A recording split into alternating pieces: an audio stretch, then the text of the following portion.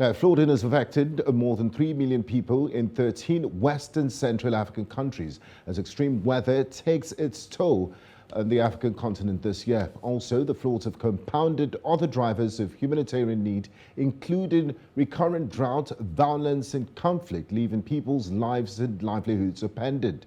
In this special report, News Central's Niyi Omoniyi takes a look at the impact of flooding across Africa.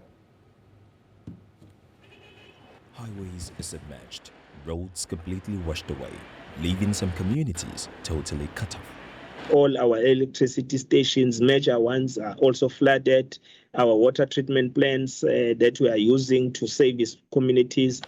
4 billion inhabitants in Africa by the end of this century. Even as a recent report by World Meteorological Organization (WMO) points to severe flooding in 13 Central and West African countries, only 40% of Africa's population currently access early warning systems to protect them from extreme weather and the effects of climate change. Heavy rainfall and flooding have impacted central swaths of Eastern Africa since July and intensified in October, affecting at least 2.5 million people and causing displacement and loss of property, crops, and livestock.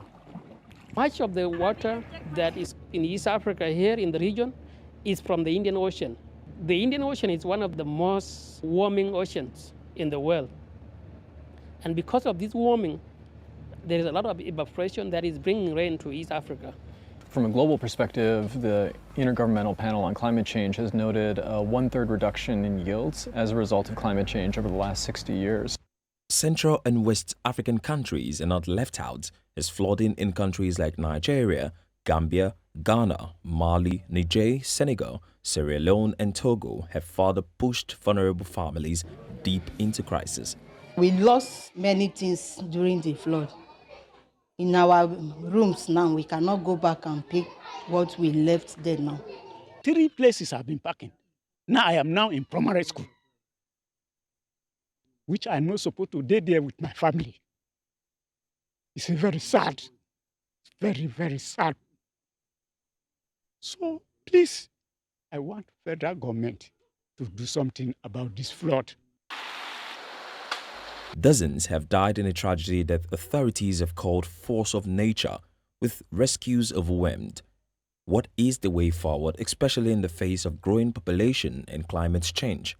Negative trend in climate will continue for the coming decades anyhow, and if we are successful with climate mitigation, we could stop this negative trend around 2060.